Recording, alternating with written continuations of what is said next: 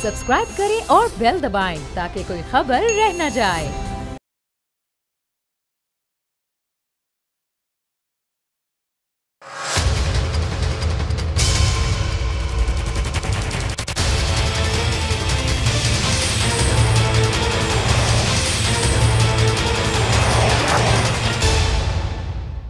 अस्सलाम वालेकुम, आप देख रहे हैं प्रोग्राम बस बहुत हो गया। मैं हूं अरबाब जहांगीर। चेयरमैन नैब जावेद इकबाल की मुद्दत मुलाजमत 8 अक्टूबर को खत्म हो रही है। जस्टिस रिटायर्ड जावेद इकबाल ने 10 अक्टूबर 2017 को 4 साल के लिए चेयरमैन नैब के ओहदे का चार्ज संभाला था।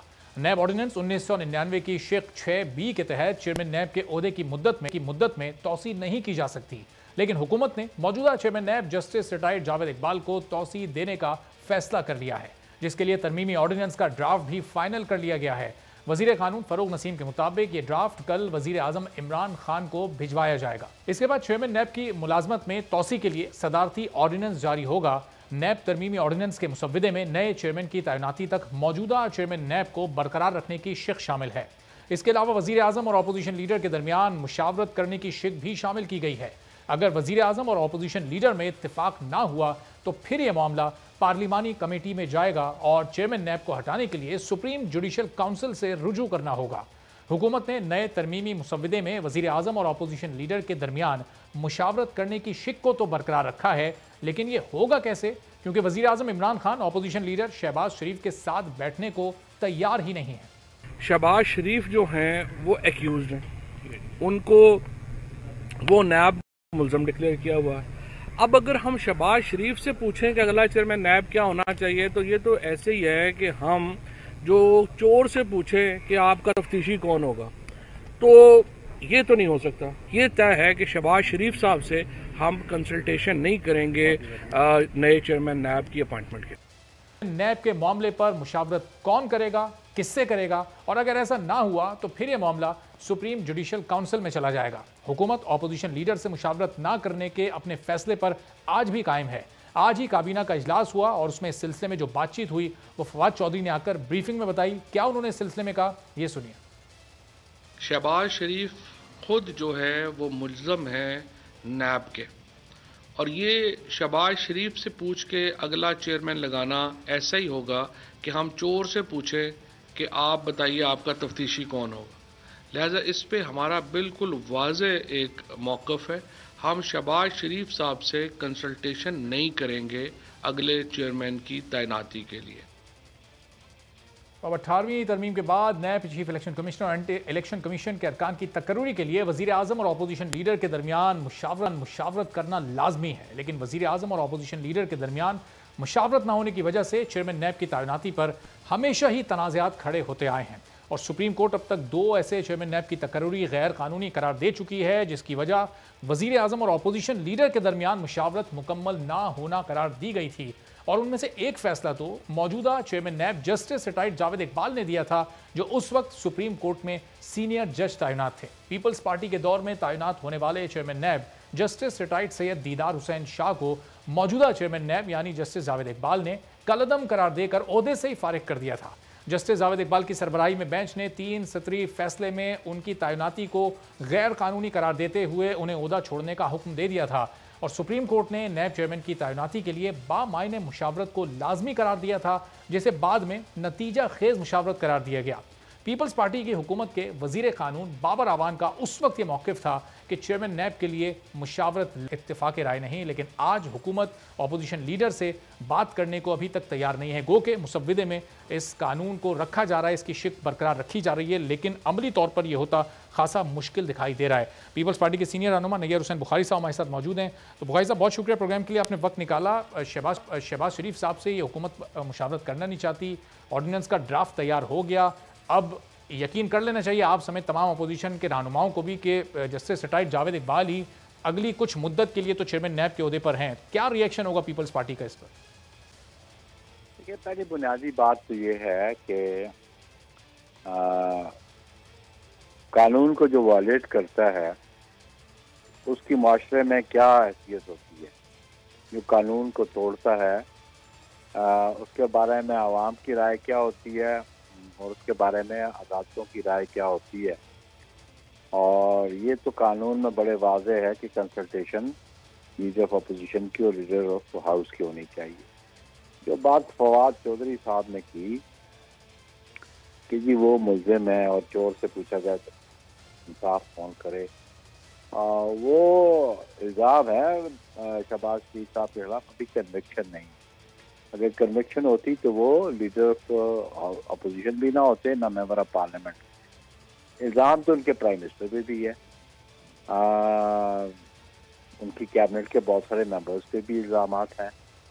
हेलीकॉप्टर का वो केस भी उनके सदर, BRT का केस भी उनके सामने है, वो स्वाद का टूरिस्ट स्पॉट वाला इशू भी उनके सामने है, और अभी कुछ और इश्यूज क्रॉप अप हो रहे हैं जिनको सरफेस नहीं किया जा रहा है। मेरा सवाल PTI से, बल्कि अवाम उन्नास से भी है कि इस 22 करोड़ आवाम में सिवाय जावेद इकबाल के और कोई शख्स नहीं जो इस मनसब पे तैनात हो सके, किसी कोई अहल नहीं, इस काबिल नहीं। अबू गाज़ी साहब, ये भी उनके अपने तैनात किए हुए तो है नहीं, ये भी आप पीपल्स पार्टी और मुस्लिम लीग नून की मुशावरत से इनको ज़ाहिर नामजद किया गया था, तैनात किया गया। बात तो सुन लें आप, you try to interrupt it, पहले let me finish it first. Okay तो कंटिन्यू। कानून में यह है कि एक टर्म, कानून में नॉन एक्सटेंडेबल है, तो ये क्यों एक्सटेंड करना चाहते हैं? मेरा सवाल इस हवाले से, जब हमने तैनात किया था ठीक है, उस वक्त हमने तैनात के लिए और बहुत सारी ऑप्शंस, लेकिन ये एक्सटेंड क्यों करना चाहते हैं, उनको क्यों अपॉइंट करना चाहते हैं?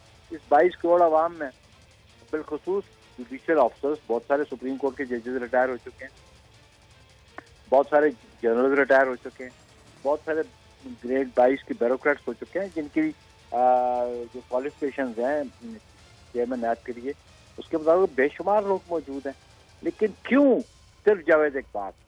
इसलिए उनकी अपनी क्रेडिबिलिटी पे क्वेश्चन मार्क है। मैं तो समझता हूँ कि उसकी जो स्ट्रेंग्स हैं इनके पास है, तो वो जो इशू इनके खिलाफ सुप्रीम जुडिशियल काउंसिल में पेंडिंग पड़ा हुआ है, एक पिटीशन मूव हुई है जो एक ऑडियो वीडियो सरफेस हुई थी, और उसके लिए भी अभी रूल्स ये बना रहे हैं, वो भी सुप्रीम जुडिशियल काउंसिल ने टेकअप नहीं की। तो उस बारे में ये क्यों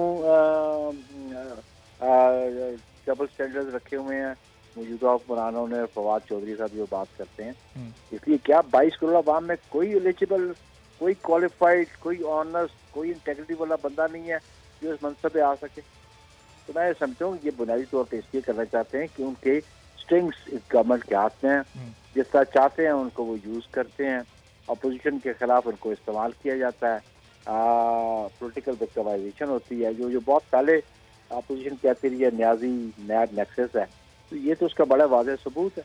लेकिन बुखारी साहब, ये हुकूमत ज़ाहिर है इसकी ये लॉजिक पेश करती है कि चंद ऐसे बहुत ही इंपॉर्टेंट केसेस हैं जो अपने बिल्कुल इख्तितामी मराहिल में, अब अगर हम चेयरमैन नैब को तब्दील करेंगे तो फिर इदारे की कारकर्दगी मुतासर हो सकती है, उन केसेस की प्रोसिक्यूशन इन्वेस्टिगेशन मुतासर हो सकती है, तो क्या इदारों के सरबराहान तब्दील किए जाते हैं तो उससे इदारों की कारकर्दगी पर वाकई फ़र्क आता है? ये जो उनकी लॉजिक है काबिल कबूल है आपके नज़दीक? कतन नहीं, अदारे मजबूत होना चाहिए, अफराद की मजबूती की बात नहीं है, और कोई भी इंडिस्पेंसेबल नहीं है इस कायनात में। उनसे ये सवाल है, रब जानता है किसकी कितनी जिंदगी है, अल्लाह करे अल्लाह इनको और जिंदगी दे जावेद इकबाल को, लेकिन अगर ये कुदरती अमल है तो कोई शख्स चला जाए दुनिया से तो उसके बाद वो अदारे बैठ जाया करते हैं, अदारे चला नहीं करते, ये कोई जवाब नहीं है। बहुत सारे अभी उस तरफ सुप्रीम कोर्ट के चीफ जस्टिस, उस तरह तो कई जजेस बैठे होते हैं जिन्होंने केसों की बहुत सारी समाअत की होती है, लेकिन उनकी एज रिटायरमेंट पे आ जाती है तो रिटायर हो जाते हैं और कोई उनको सक्सीड कर लेता है, तो ये तो कोई जवाब नहीं है। एक प्राइम मिनिस्टर जाता है दूसरा आ जाता है, एक प्रेसिडेंट जाता है दूसरा प्रेसिडेंट आ जाता है, एक प्रेसिडेंट सेक्रेटरी रिटायर होता है दूसरा आ जाता है, एक जज रिटायर होता है दूसरा उसको उसका सक्सेसर आ जाता है। ये तो बड़ी मतलब समझो कोई सेंस वाली बात नहीं है जो बात करते हैं कि जी अपने इख्तिताम को पहुंचने वाले। नैब का काम इख्तिताम को जो पहुंचने वाले ना वो अदालतों का काम है, नैब के चेयरमैन का नहीं है। नैब चेयरमैन एक्सक्लूसिवली डिसाइड नहीं करता, वो उसका बोर्ड बैठ के डिसाइड करता है। रेफरेंस भेजने हैं, विड्रॉ करने हैं, प्री बारगेन है, ये सारे मामला एक इंडिविजुअल की हैसियत से नहीं होते बल्कि बोर्ड उस पर डिसीजन लेता है। तो ये तो कोई ऐसा जवाब जो है जिसको दिल और दिमाग को अपील करे वो जवाब। सही। अब साहब, आज हुसैन असगर साहब जो डिप्टी चेयरमैन नैब थे उन्होंने इस्तीफ़ा दिया है और कल ही उन्होंने ये इस्तीफ़ा भिजवा दिया था। अब ज़ाहिर है वो मज़ीद अपने ओहदे पर नहीं काम करना चाह रहे। अगर जावेद इकबाल साहब खुद इनफरादी तौर पर ये सोचें कि वो अपनी मुद्दत मुकम्मल कर चुके, उन्हें मज़ीद काम नहीं करना, तो ये हुकूमत उनसे ज़बरदस्ती तो नहीं अगले अरसे के लिए काम करवा सकती? कतन नहीं, कानून में उनको प्रोटेक्शन है और वो कानून कहता है कि जब तक ये अमेंडमेंट करना चाहते हैं और वो भी बदनीति पे मबनी होगी, पर्सन स्पेसिफिक होगी और वो भी मिली भगत होगी, वो अगर रिफ्यूज करें तो कोई उसको फोर्स नहीं कर सकता। वो साहब, ऑर्डिनेंस अब आ जाएगा, ज़ाहिर है कल ये ड्राफ्ट प्राइम मिनिस्टर के पास जाएगा, फिर चंद ही दिन में ये ऑर्डिनेंस मंजूर हो जाएगा। उसके बाद फिर अपोजिशन अब क्या करेगी? चूँकि हुकूमत मुज़ाकरात नहीं करना चाह रही, ऑर्डिनेंस लाना चाह रही है, उसके बाद कुछ टाइम तक तो हुकूमत को भी टाइम मिल जाएगा, चेयरमैन नैब को भी टाइम मिल जाएगा। उस दौरान में अपोजिशन क्या करेगी? क्या टाइम मिलेगा जी? हम तो कोशिश करेंगे इस ऑर्डिनेंस को डिसअप्रूव करें सेनेट से, और अगर ये इतनी सीरियस है तो कानून साजी ऑर्डिनेंस के जरिए क्यों करना चाहते हैं? बजरिया एक्ट ऑफ पार्लियामेंट करें ना, इनको पता चल जाए, इस पर डिबेट हो जाए, इस कानून के अफादियत क्या है, इसके नुकसानात क्या हैं। जो मेंबरान पार्लियामेंट जो आवाम के मुंतखब नुमाइंदे इसलिए मुंतखब किए जाते हैं ना कि वो कानून साजी पे अपना किरदार अदा करें, उस कानून को उसको परखें कि आया ये पाकिस्तान की जो रिक्वायरमेंट्स हैं और कानून जो है ये आइन से मुतसादम तो नहीं है और इस कानून की ज़रूरत है, तो वो मेंबरान पार्लियामेंट उस पर डिबेट करें और फिर लेजिस्लेट करें। तो ये क्यों सहारा लेना चाहते हैं ऑर्डिनेंस? सही। अब जब इदारों के जो सरबराहान होते हैं उनकी कारकर्दगी का मयार जांचने का तरीक़ाकार क्या होता है? Chairman NAB justice retired Javed Iqbal को ये हुकूमत चाह रही है वो अगले साल टेन्योर के लिए भी कंटिन्यू रहें। Chief election commissioner Sikandar Sultan Raja से इस्तीफ़े का मुतालबा कर रहे हैं। ये दोनों इदारों के सरबराहान हैं, तो हुकूमत का ये रवैया मुख्तलिफ क्यों है दोनों के साथ? ये तो सवाल उनसे किया जाए, लेकिन बड़ी कैटेगोरिकली बात है। जो इनसे डिसएग्री करे वो कहते हैं इस्तीफ़ा दे दे, जो अपराइट हो उसे कहते हैं इस्तीफ़ा दे दे, जो आइन के मुताबिक काम करे उसको कहते हैं इस्तीफा दे दे, जो इनकी ताबेदारी करते हैं उसको कहते हैं तुम कंटिन्यू करो। बस बात बड़ी सामने है। लेकिन साहब, कुछ अर्से पहले तक वज़ीर आज़म का बड़ा एतमाद था सिकंदर सुल्तान राजा पर, चूँकि खुद उनको नॉमिनेट इन्होंने किया, अपने वज़रा की तजवीज़ पर नॉमिनेट किया, मुकम्मल एतमाद मुकम्मल इख्तियार दिया उन्होंने। ये सिर्फ एक इलेक्ट्रॉनिक वोटिंग मशीन ने हुकूमत और इदारे को आमने सामने खड़ा कर दिया है। देखिए जी, उनका मौक़िफ़ जो है ना वो आप उन्होंने कहा कि ये इलेक्शन एक्ट में तरमीम करके ला रहे हैं, ये साधन है कॉन्स्टिट्यूशनल प्रोविजंस के, और फिर वो लेके आ जाए। कानून साजी तो करना हुकूमत का काम है, बल्कि पार्लियामान का काम है, हुकूमत का काम नहीं। लेकिन वो कानून जो कॉन्स्टिट्यूशन की स्पिरिट के खिलाफ होगा वो तो चैलेंज होता है सुप्रीम कोर्ट में, और सुप्रीम कोर्ट ने ऑलरेडी कई, आप देख रहे हैं 18th अमेंडमेंट चैलेंज हो गई थी, फिर 19th अमेंडमेंट लानी पड़ी थी। तो ये तो कोर्ट्स का फोरम है चैलेंज करने के लिए, और अगर ये कोई ऐसा कानून बनाएंगे जो पब्लिक इंटरेस्ट के खिलाफ है और वो जो आइन से मुताबिक है तो वो चैलेंज हो जाएगा। सही। अब अगर पेंडोरा लीक्स आई, ये 700 पाकिस्तानियों का नाम आया, फेडरल कैबिनेट के कई मेंबरान, शौकत तरीन, फैसल वाउडा, मोनिस लाई, बड़े बड़े नाम ये सामने आ गए। वज़ीर आज़म ने एक सेल तो बना दिया है, उनके इस अमल से आप मुतमईन हैं, या जो वो मुतालबा किया करते थे इस्तीफ़े का कि पहले मियां नवाज शरीफ मुस्ताफ़ी हों फिर पानामा की तहकीकात आगे होंगी, तो ये मुतालबा अब उनसे किया जाए कि जी आप अपने वज़रा को पहले मुस्ताफ़ी होने का कहें, फिर ये इन्वेस्टिगेशंस आगे बढ़ेंगी? बात मुतालबे से ये बड़ी हया हो जाती है कि जो मयार आप किसी दूसरे के लिए मुतय्यन करें उस मयार पे आप खुद भी तो उतरें। जो मयार आपने चाहा पनामा के जो एलिगेशन थे जिन पे उनके लिए, वो पेडोला वालों के लिए भी आप क्यों नहीं उसको पसंद करते, क्योंकि इसमें आपके बंदों के नाम आ रहे हैं। और इसलिए जो कमीशन बना है, मैं उस कमीशन से मुतमईन इसलिए नहीं हूँ कि ये रिपोर्ट प्राइम मिनिस्टर को करेगा। पनामा में जो कमीशन बना था वो सुप्रीम कोर्ट को रिपोर्ट करता था। अगर ये इतनी सिंसियर थे इस इशू पे तो फिर तो ऐसा कमीशन बनाते जो रिपोर्ट सुप्रीम कोर्ट को करता, और मंथली रिपोर्ट आपको या फोर्टनाइटली रिपोर्ट पनामा पे जो है सुप्रीम कोर्ट के बेंच के पास जाती। लेकिन वक़्त साहब ये है कि 24 घंटे के अंदर अंदर इन्होंने कम से कम ये कमीशन तो बना दिया, जबकि जब पनामा लीक्स आए थे तो यही लोग एहतजाज कर रहे थे और कई महीनों के एहतजाज के बाद बड़ी मुश्किल से वो कमीशन बना था।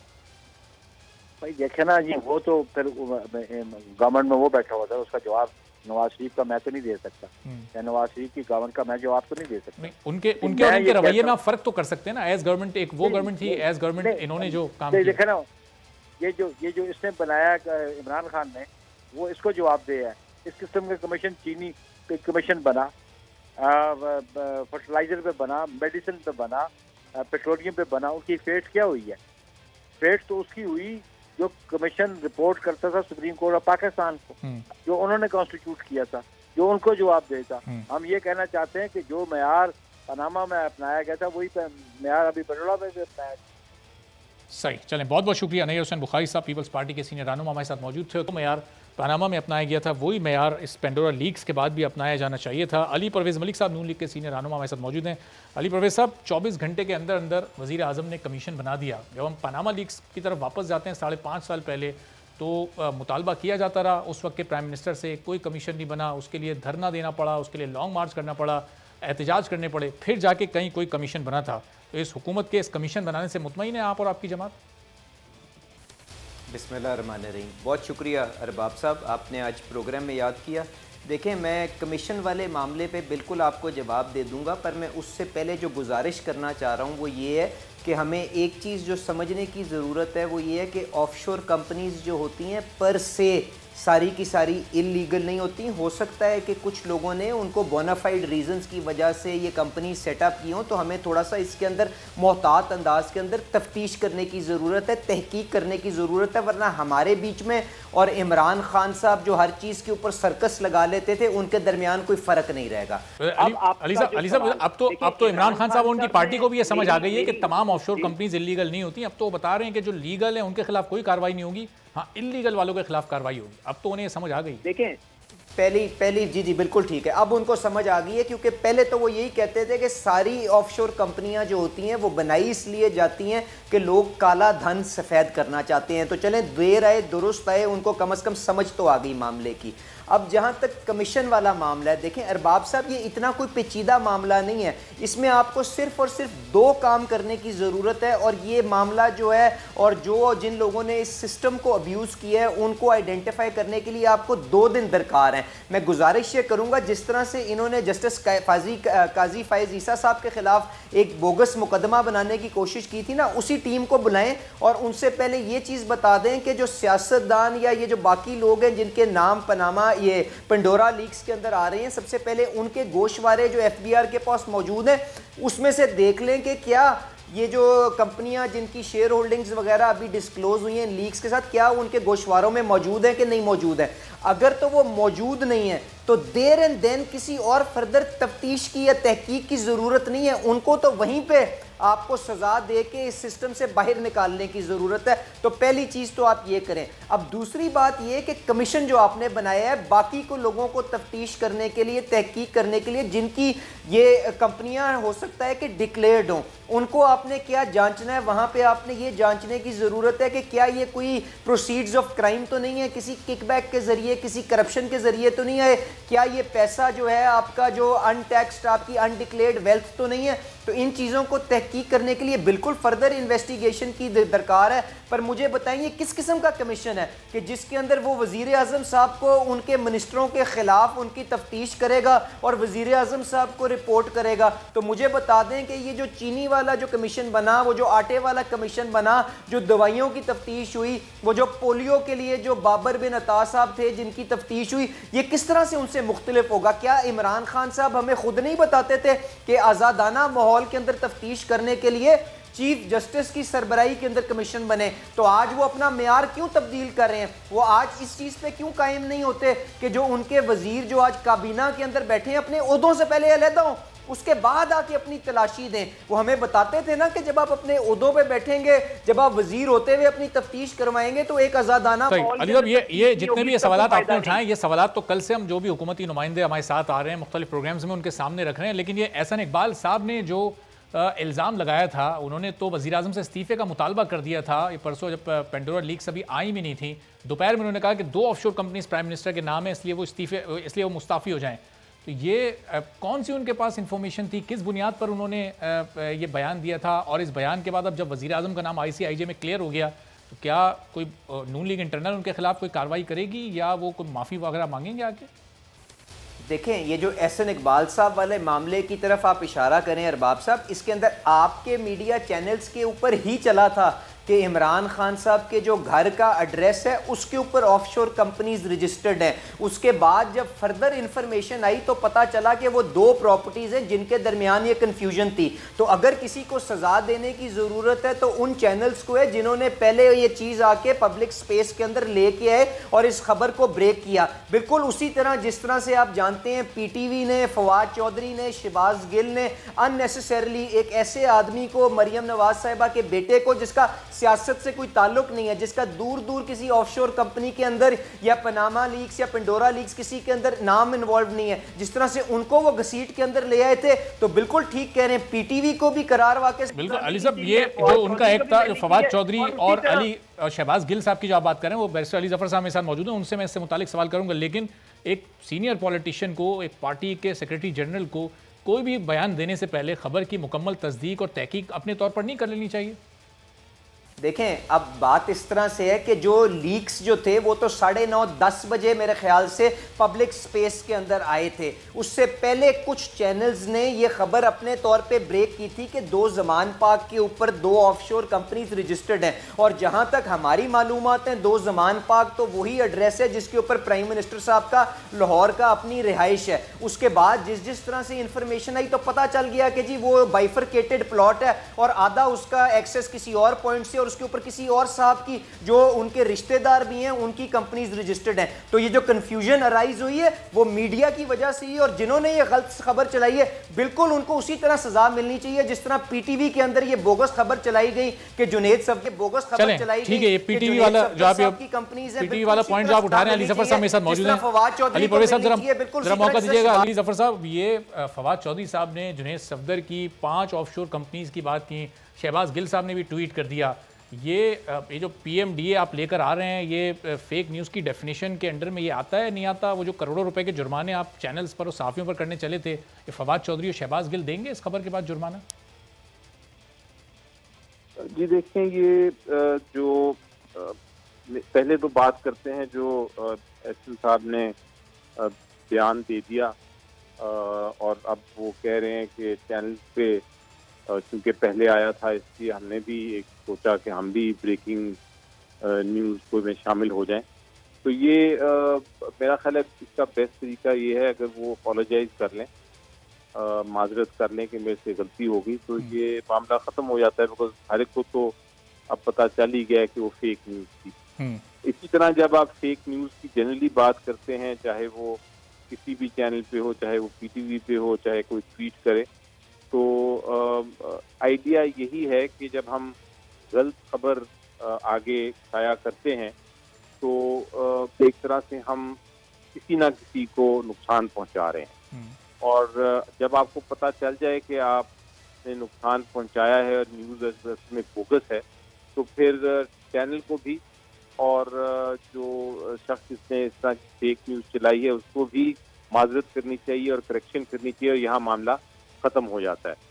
जुर्माने की बात तब आती है या हर्जाने की तब बात आती है जब आप डिनाई करने के बजाय, माजरत करने के बजाय आप उस पर इंसिस्ट करते हैं। सही। ठीक है बैरिस्टर साहब, इसी हवाले से मजीद आपसे मुझे कुछ सवाल जरा करने हैं। बैरिस्टर साहब और अली परवेज मलिक साहब हमारे साथ मौजूद हैं। एक ब्रेक लेते हैं, ब्रेक के बाद वापस आते हैं, फिर बैरिस्टर साहब के सामने इससे मुतालिक मजीद सवाल भी रखते हैं।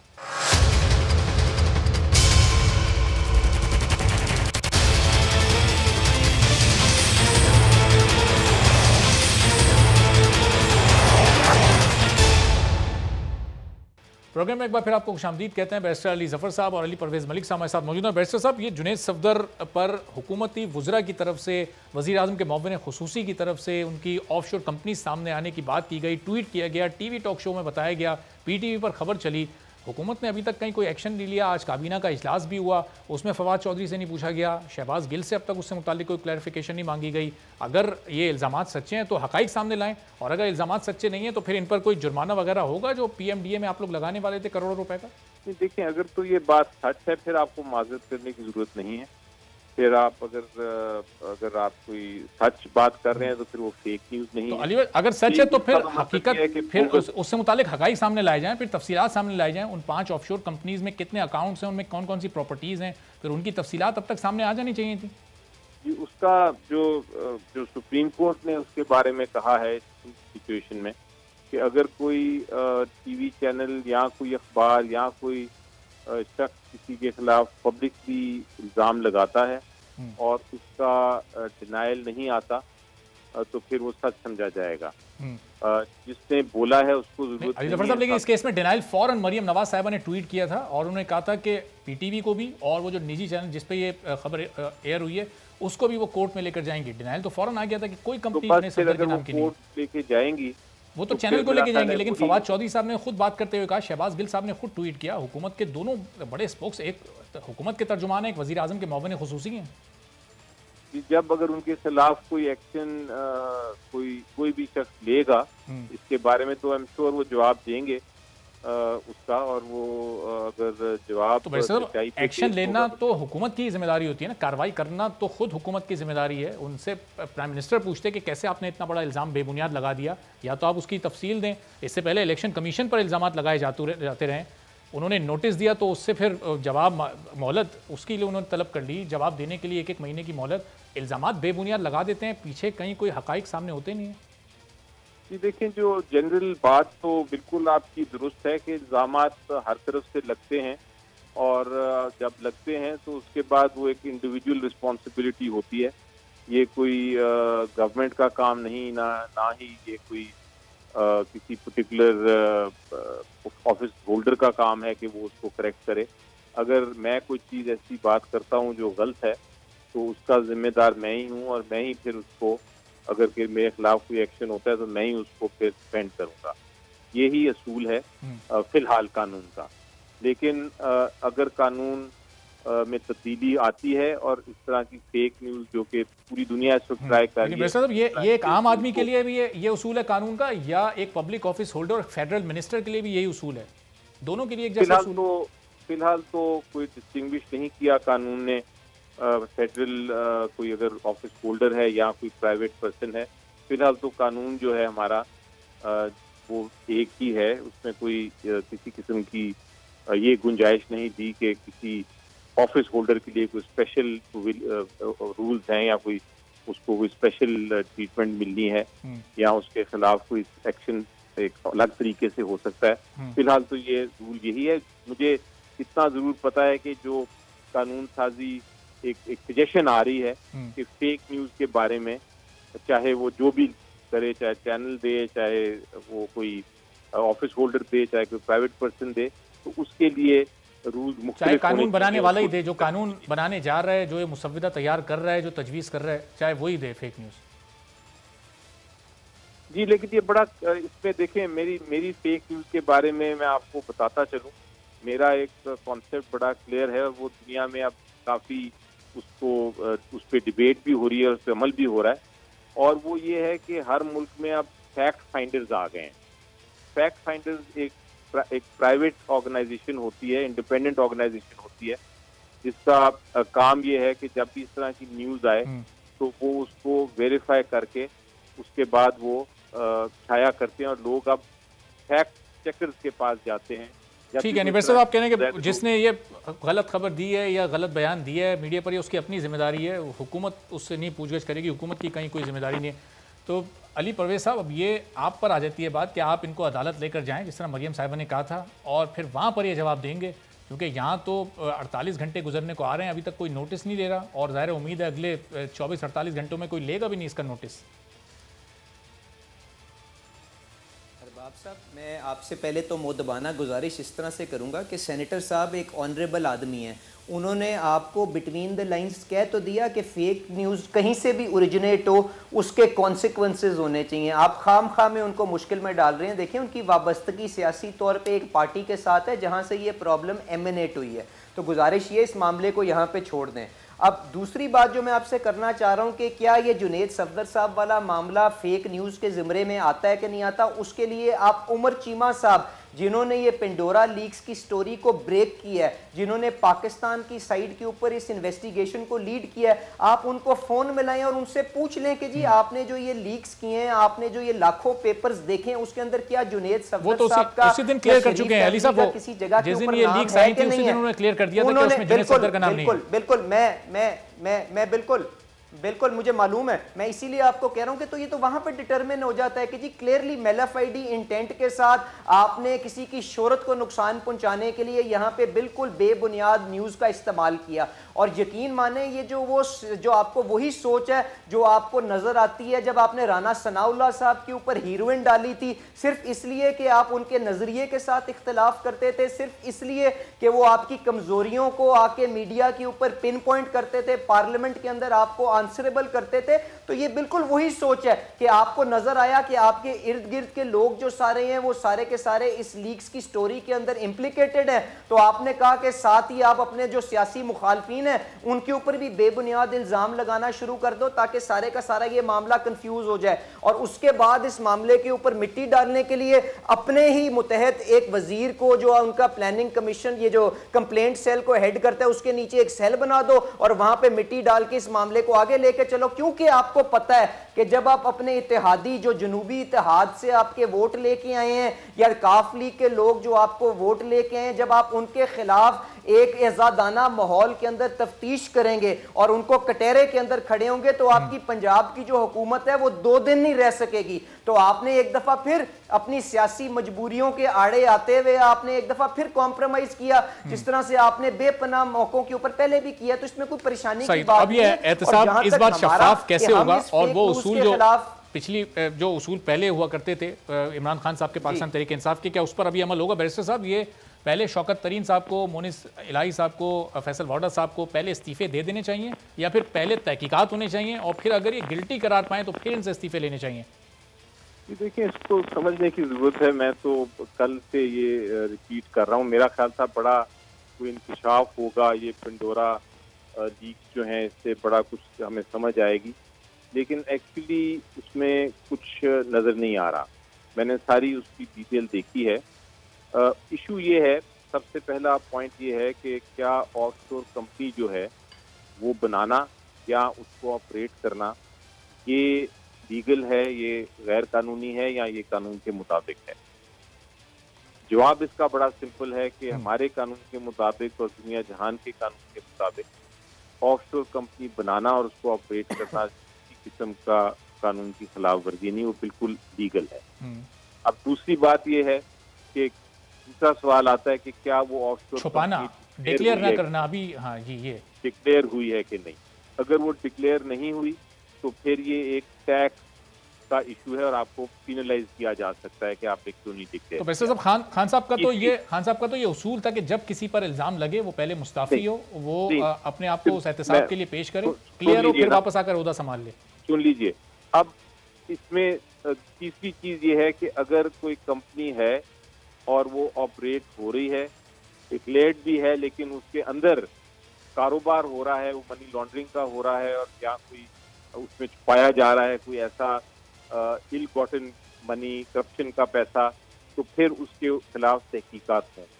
लेकिन ये ऐसा मामला नहीं है कि आप सीधा क्योंकि किसी की ऑफशोर कंपनी है तो आप उसको कहें कि आपके खिलाफ इल्जाम साबित हो गया। इशू ये है कि हर एक के खिलाफ। जफर साहब, आपको याद नहीं इमरान खान साहब ने मियां नवाज शरीफ पर इल्जाम साबित होने से पहले इस्तीफे का मुतालबा किया था, जिस वक्त पैनामा पेपर उसी वक्त उन्होंने मुतालबा किया था कि सबसे पहले मियां नवाज शरीफ इस्तीफा दें। वो केस मुख्तलिफ था। उस केस में तो आपकी ऑफशोर कंपनी एडमिट कर ली थी और आपकी एडमिशन हो गई थी कि वो अनडिक्लेयर्ड है और उसमें एसेट्स भी निकल आए थे और सवाल अब ये पैदा होता था कि उनको इन्वेस्टिगेट करना है कि उन एसेट्स का सोर्स ऑफ फंड क्या है, वो बिल्कुल एक मुख्तलिफ इशू है। अगर ऐसा कोई मामला के साथ सेनेटर साहब, उसमें तो मियां नवाज शरीफ साहब का नाम भी नहीं था जी, अगर कोई ऐसा मामला निकलता है इन केसों में कि कोई ऐसे एसेट्स मिले हैं जो अनडिक्लेयर्ड हैं इन ऑफशोर कंपनी, सही, तो फिर आप लोग कार्रवाई करेंगे। ठीक है, वैसे आ गया, बस आखिरी 20 सेकंड है जी। अली परवेज साहब, क्लोजिंग रिमार्क्स अगर आप देना चाहें। मैं अरबाब साहब गुजारिश ये कर रहा था कि मियां नवाज शरीफ साहब का तो पनामा लीक्स के अंदर डायरेक्टली नाम ही इम्प्लिकेटेड नहीं था। ये जो सारी की सारी कंपनीज जिनकी तरफ पनामा लीक्स ने इशारा किया था, उसके अंदर उनके नॉन रेजिडेंट पाकिस्तानी बच्चों के या फैमिली के नाम आ रहे थे, तो डायरेक्टली तो वो इम्प्लिकेटेड ही नहीं थे। उसके बावजूद आप उनका तो इस्तीफा मांग रहे थे। पर आज जो आपके काबीना के अंदर लोग बैठे हैं, जो बड़े बड़े ओहदों के अंदर बैठ के इस कौम के बड़े बड़े फैसले कर रहे हैं, जब उनके नाम डायरेक्टली इन कंपनियों के साथ इंप्लीकेट हो रहे हैं, तो आपका मेयार फर्क हो गया। मैं तो सिर्फ इसकी तरफ इशारा कर रहा था, और मैं गुजारिश ये करूंगा और उम्मीद रखूंगा कि सेनेटर साहब, क्योंकि एक आला ज़र्फ के आदमी है, ये जिस फोरम के ऊपर बैठ के इस मामले को एजिटेट करेंगे, अपने प्राइम मिनिस्टर साहब को आईना दिखाएंगे, उनको यही याद दहानी कराएंगे। ठीक है, बहुत बहुत शुक्रिया अली परवेज। मलिक साहब, बैरिस्टर अली जफर साहब हमारे साथ मौजूद। देखा आपने कि हुकूमत, जो आज की हुकूमत है, कल जब अपोजिशन थी तो उस वक्त उसूल, उस वक्त रवैया मुख्तलिफ था। आज जब वो हुकूमत में, तो आज उनके उसूल खासे मुख्तलिफ हैं। और कल हमने आपको बताया था कि इसी तहरीक इंसाफ की हुकूमत ने अपने शुरुआती 1.5 साल में होने वाले स्कैंडल्स पर कितने तहकीकाती कमीशंस बनाए और उस पर क्या क्या कार्रवाई हुई।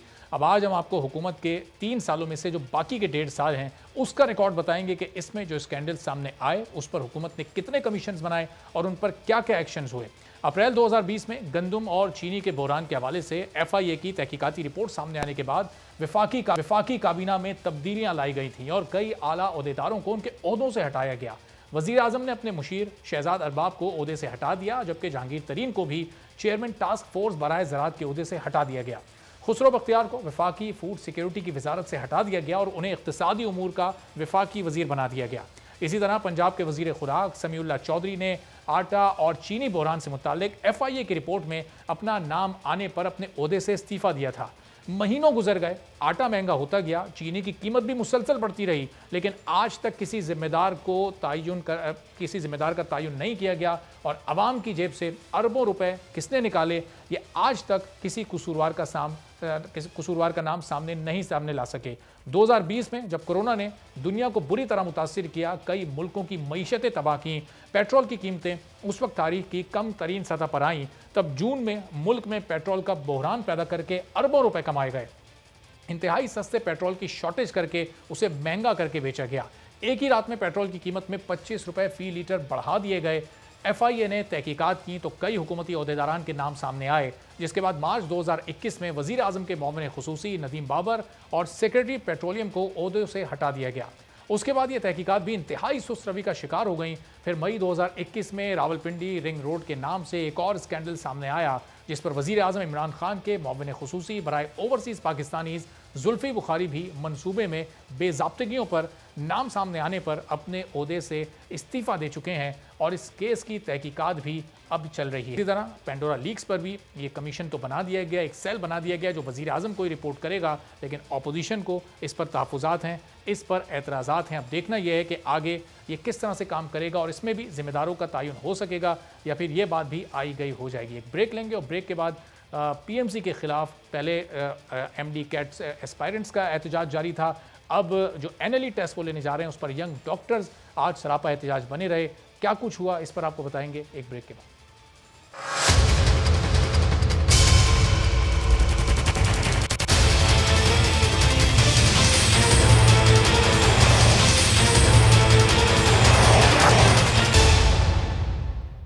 प्रोग्राम में एक बार फिर आपको खुशामदीद कहते हैं और 21 अक्टूबर 2019 को सदर मुमलिकत डॉक्टर आरिफ अलवी ने एक ऑर्डिनेंस के जरिए Pakistan medical and dental council PMDC को तहलील करके उसे पाकिस्तान मेडिकल कमीशन यानी PMDC में तब्दील कर दिया। तहरीक इंसाफ की हुकूमत नया ऑर्डिनेंस इसलिए लाई थी कि मेडिकल की तालीम व तरबियत, तिब और दंदान साजी में काबिलियत के लिए यकसा मयार कायम किया जाए। मेडिकल और डेंटल कॉलेजेस में दाखिलों को आसानी के साथ यकीनी बनाया जाए और उसके लिए ज़रूरी इक़दामात भी किए जाएँ। उस वक्त के मुआविन खुसूसी बराए सेहत जफ़र मिर्ज़ा ने कहा था कि दुनिया तरक्की कर चुकी है और हम मेडिकल की तालीम के लिए दहाइयों पुराने तरीक़ों पर ही अमल कर रहे हैं। हमें तिब्बी तालीम को आज़ाद बनाने की ज़रूरत है और इसके लिए दीगर ममालिक के तरीक़ाकार को अपनाया जाएगा और हुकूमत ने ऐसा ही किया। बगैर किसी तैयारी के, बगैर किसी प्लानिंग के पिछले साल मेडिकल में दाखिले के एंट्री टेस्ट को पूरे मुल्क में एक ही सिलेबस के तहत लेने का ऐलान कर दिया। 1.5 लाख तलबा शदीद ज़हनी अजियत से दोचार हुए, कन्फ्यूजन का शिकार रहे कि तैयारी विफाक की किताबों के तहत करनी है या सूबों की, लेकिन PMC ने स्टूडेंट्स की कोई बात नहीं सुनी। मेडिकल एंट्री टेस्ट के निसाब में तब्दीली की बात हो, 1 महीने तक जारी रहने वाले ऑनलाइन इम्तिहानात की बात हो या फिर MBBS पास करने वालों का एक बार फिर से इम्तिहान लेने की बात हो, पाकिस्तान मेडिकल कमीशन अपने क़याम से ही इंतहाई मुतनाज़ रहा है। मुल्क के सीनियर डॉक्टर्स भी इस इम्तिहान के हक में नहीं हैं। पाकिस्तान मेडिकल एसोसिएशन के सदर डॉक्टर अशरफ निज़ामी हमारे प्रोग्राम में इस बारे में अपने ख्यालात का इजहार भी कर चुके हैं। ये इम्तिहान पहले हो रहा था, यूनिवर्सिटीज ले रही थी, सेंटर ले रहा था, CMH वाले ले रहे थे, आगा खान वाले ले रहे थे, उसके ऊपर कतई तौर पे क्वेश्चंस नहीं थे रेज हुए। उसमें यस कोई छोटी मोटी चीजें जरूर थी जिसके बारे में चीजें मतलब वक्तन फवक्तन आती रहती कि ये वाला लीक हो गया, फलां चीज ऐसी होगी, लेकिन ऐसे ब्रॉड किस्म के और बड़े पैमाने के ऊपर जैसे PMC ने किया हुआ है ऐसा कभी देखने को नहीं मिला था। आज इस्लामाबाद में नेशनल लाइसेंसिंग एग्जाम के खिलाफ यंग डॉक्टर्स और मेडिकल ग्रेजुएट्स ने इस्लामाबाद में PMC की बिल्डिंग के सामने एहतजाज किया और PMC की बिल्डिंग का दरवाज़ा भी तोड़ दिया। NLE के खिलाफ ये कोई पहला एहतजाज नहीं किया जा रहा। इससे पहले भी मुल्क के मुख्तलिफ शहरों में मुख्तलिफ मौक़ों पर एहतजाज होते रहे हैं। 24 जून को फैसलाबाद में यंग डॉक्टर्स की जानिब से एहतजाज किया गया, फिर 3 जुलाई को लाहौर में यंग डॉक्टर्स और मेडिकल स्टूडेंट्स की जानिब से यह एहतजाज किया गया और फिर अगले महीने यानी 27 अगस्त को दोबारा एहतजाज किया गया। तो कई महीनों से यह एहतजाज जारी है, लेकिन PMC या हुकूमती वज़रा या मुआविनीन खुसूसी इनकी बात सुनने को तैयार नहीं है। कोई मुज़ाकरात के लिए इनसे आता नहीं है, आता है तो इनकी बात को सीरियस नहीं लेता। ऐसा क्यों किया जा रहा है और इनके मुतालबात आखिर हैं क्या, ये NLE क्यों नहीं देना चाहते, इस बारे में गुफ्तगू करते हैं। हमारे साथ डॉक्टर सुल्तान सलाउद्दीन मौजूद हैं, स्पोक्स पर्सन हैं डॉक्टर्स वेकअप मूवमेंट के। डॉक्टर साहब बहुत शुक्रिया आपने प्रोग्राम के लिए वक्त निकाला। ये NLE का ये जो एग्ज़ाम है, नेशनल लाइसेंसिंग एग्ज़ाम, इसको देने में आप लोग को एतराज़ क्या है? ये लाइसेंस आप हासिल नहीं करना चाहते देकर, क्या पूरी दुनिया में निज़ाम राइज नहीं है? बुनियादी एतराज़ात इस पर आपके हैं क्या? अरबाब जहांगीर साहब बहुत शुक्रिया और आपकी पूरी टीम का शुक्रिया। मैं डॉक्टर्स वेकअप मूवमेंट पाकिस्तान की तर्जुमानी करते हुए ये बताना चाहता हूँ कि हमें एग्जाम से मसला नहीं है। हम 5 साल प्राफ पास करते हैं, हमारे लोग हाउस जॉब करते हैं, वाइवास देते हैं और 5 साल के प्रोफेशनल एग्जाम्स इसी गवर्नमेंट की जो रिकॉग्नाइज्ड HEC की रिकॉग्नाइज्ड यूनिवर्सिटी से एग्जाम पास करते हैं। हमारा मसला ये है कि हम स्टेक होल्डर्स हैं। कोई चीज़ जब हम पे इम्प्लीमेंट होगी तो वो कैसे मुमकिन है कि वो हमसे पूछे बगैर हम पे इम्प्लीमेंट कर दें, हमें एक इन कॉन्फिडेंस लिए बगैर हम पे इम्प्लीमेंट कर दें। हम चाहते हैं कि ये अगर पाकिस्तान में कोई बैरून मुल्क का कोई निज़ाम नाफज करना चाहते हैं तो फिर वो कम अज़ कम वो सारी चीज़ें देखें जो पूरी दुनिया देखती है। अगर इंग्लैंड UK MLE नाफज कर रहा है तो वो 2023 से नाफज कर रहा है और हम भी ये चाहते हैं कि हमसे बात कर लें, निगोशिएशंस कर लें और हम इनको बताएं कि आप किस तरह से हमारा एग्जाम ले सकते हैं। ये कैसे मुमकिन है कि वो बैचेस जो PMDC से इनरोल हुए थे, जिनको हम रेट्रोस्पेक्टिव बैचेस कहते हैं, उन पे आप उस अदारे के कवानीन इम्प्लीमेंट करें जो एक बाद में आया अदारा है जिसके थ्रू हमारा एडमिशन नहीं हुआ। जी अच्छा, तो ये डॉक्टर सुल्तान ये बताइएगा कि ये NLE ये सिर्फ आने वाले जो अब नए स्टूडेंट्स हैं जो अप्लाई कर रहे हैं उनसे लिया जाएगा, ये जो ये पुराने जो डॉक्टर्स अभी प्रैक्टिसिंग डॉक्टर्स हैं ये उनको भी पास करना ज़रूरी है? जी नहीं, प्रैक्टिसिंग डॉक्टर्स को नहीं पास करना, लेकिन मौजूदा हाउस जॉबियंस को पास करना है और वो जो इनरोल्ड हो चुके हैं। हमने एक साइन किया था स्टैम्प पेपर पे जो कि फर्स्ट ग्रेड मजिस्ट्रेट की स्टैम्प के साथ हमने सबमिट करवाया था कि we will abide the rules and regulations of PMDC, जिसमें ये कहीं नहीं लिखा था कि आपको हाउस जॉब के लिए 1 साल का एक NLE भी देना पड़ेगा। और वो एक ऐसा एग्जाम है जो एक ऐसे PMC ऐसा इदारा है जो आपको भी पता है कि उस दिन पास किया गया था जब FATF पे अपोजिशन ने वॉकआउट कर दिया था। तो ये सप्लीमेंट्री एजेंडा के तहत अपोजिशन को इत्मीनान में लिए बगैर पास किया गया, इसीलिए इसको इस्लामाबाद हाई कोर्ट ने भी रिजेक्ट किया था और इसको नेशनल असेंबली ने भी रिजेक्ट किया था और आज डॉक्टर्स भी इसको रिजेक्ट करते हैं। और जो आज हम पे तशद्दुद हुआ है, आज जो डॉक्टर्स पे तशद्दुद हुआ है, हम इनको अरबाब साहब बताना चाहते हैं कि तशद्दुद अगर आपका रास्ता है तो फिर जिद्दोजहद हमारा रास्ता है, अगर जुल्म आपका रास्ता है तो फिर इंसाफ और NLE पर आप लोगों को एतराज़ है क्यों? जब कोई हाउस जॉब एक डॉक्टर कर रहा है, MBBS वो पास कर चुका है, तो जाहिर है उसने जो तमाम तकाज़े हैं वो पूरे कर लिए हैं, उसने अपनी पढ़ाई अच्छी तरह से कर ली, तमाम पेपर्स पास कर लिए, इस NLE एग्जाम में क्या उससे हटकर जो उसने पिछले 5 साल में MBBS में पढ़ा है उससे कुछ हटकर कुछ सिलेबस से आउट चीज आ जाएगी? जी, उसमें यह है कि हमारा जो MBBS में 50% मार्क्स से हम पास होते हैं, कि अगर आप 100 में से 50 लेते हैं तो आप पास हो जाते हैं। यहाँ पे इन्होंने कर दिया 70%। और यहाँ पे यही बात नहीं है, अगर इंग्लैंड एक UK MLE ले रहा है तो वो मौजूदा बैचेस से नहीं ले रहा, उसने 5 साल पहले अनाउंस कर दिया कि हम 2023 से ऑनवर्ड बैचेस पे लेंगे। तो इस तरह ये हम पे कैसे मुमकिन है कि हमसे ये वो तवक्को कर रहे हैं जो निज़ाम पूरी दुनिया में राज नहीं है। लेकिन डॉक्टर साहब ये अगर आप ये कह रहे हैं कि ये 3-4 साल पहले आपको बता दिया जाता तो फिर उस वक्त जो जिस साल से NLE राइज होता, जो उस वक्त के स्टूडेंट्स होते फिर वो एहतजाज करते, उस वक्त हाउस ऑफ करने वाले एहतजाज करते। जी अरबाब जहांगीर साहब, मैं आपसे ये क्लियर कर दूं कि PMC के प्रेसिडेंट ने खुद कहा है कि हम ये निज़ाम चेंज करेंगे, हमारा जब हमें टाइम मिलेगा तो हमने ये करना है कि हम एक एग्जाम लेंगे 3rd ईयर के बाद, ठीक है, MBBS के दौरान, फिर हम एक एग्जाम लेंगे फाइनल ईयर के बाद। लेकिन उन्होंने कहा ये हम करेंगे 2-4-5 साल बाद, क्योंकि अभी उनके पास वो सारा मैनेजमेंट ही नहीं है। तो हम भी ये चाहते हैं, आपने अगर नाफज करना है तो फिर सारे स्टेक होल्डर्स को अपने सामने बिठा लें, मशवरा कर लें, एक करिकुलम। लेकिन डॉक्टर सुल्तान अभी स्टेटस है क्या? PMC के किसी ऑफिशियल से आपकी कोई बातचीत हुई, कोई मुज़ाकरात हुए, किसी गवर्नमेंट ऑफिशियल से आपकी कोई बातचीत हुई, फैसल सुल्तान साहब से आपकी कोई बातचीत हुई है? जी देखिए, यहाँ पे DC इस्लामाबाद हमदा शफकात साहब आए थे, हमने उनको कहा कि आप फैसल सुल्तान साहब से बात करवा दें, लेकिन उन्होंने उससे पहले तशद्दुद कर दिया। उन्होंने उससे पहले लाठीचार्ज, हमारे 20 से ज्यादा डॉक्टर इस वक्त भी पुलिस कस्टडी में है। तो बताएं हम उस पुलिस कस्टडी में डॉक्टर्स की मौजूदगी में हम कैसे मुज़ाकरात कर सकते हैं? बहुत बहुत शुक्रिया। डॉक्टर सुल्तान सलाहुद्दीन, स्पोक्स पर्सन डॉक्टर के हमारे साथ मौजूद थे और आगे का उन्होंने लाएअमल भी बताया, अपने लोगों की रिहाई भी चाहते हैं, इंसाफ का भी तकाजा कर रहे हैं। डॉक्टर फैसल सुल्तान से मुलाकात भी करना चाहते हैं ताकि अपने तमाम मुतालबात उनके सामने रखे जा सकें, लेकिन अभी तक इनसे कहीं कोई मुज़ाकरात करता या इनके मामलात को, इनके मुतालबात को संजीदा लेता हमें दिखाई नहीं दे रहा। आज के प्रोग्राम से इजाज़त दीजिए, अल्लाह हाफ़िज़।